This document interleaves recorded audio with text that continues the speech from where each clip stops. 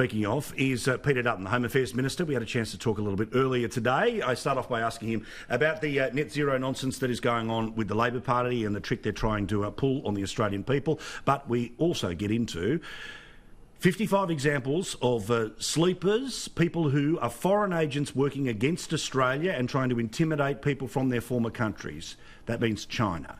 We'll talk about that and a whole lot more right now.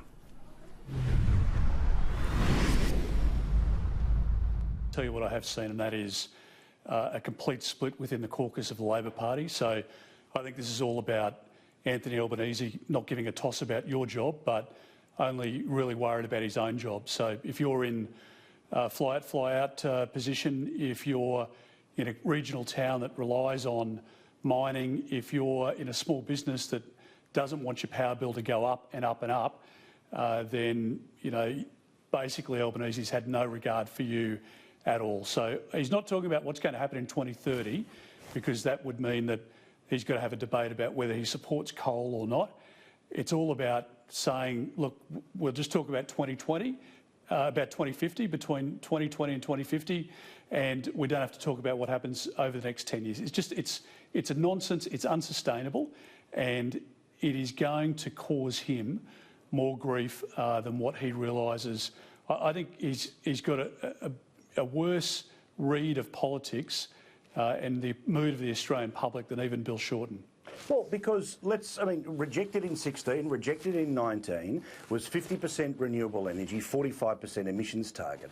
He's going to be taking to the next election, well, effectively a doubling in one of those and an over doubling in others in terms of overall. And sure, never of, the best part of 30 years away, but the point is that if he wanted to declare a climate emergency yesterday, the action can't kick in 5 years out from 2050. So you can't have it both ways. You can't be firing the sirens off last year, trying to declare a climate emergency, yet pretend that you don't have to pay anything until, well, frankly, everyone in the parliament is long gone.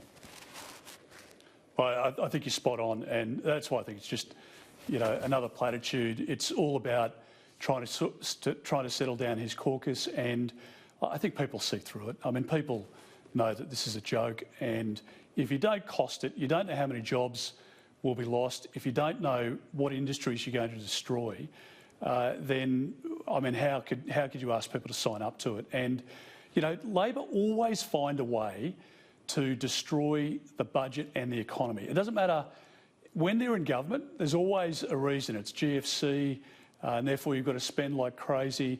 It's a climate change emergency, and therefore you've got to distribute wealth from one Australian to the next. You've got to destroy some industry because ideologically you're opposed to it. There's always an excuse as to why Labor, right back to Whitlam's years, manages to find a way to destroy jobs, to destroy the economy. And I just hope Australians, and I'm confident Australians, completely see through this fraud.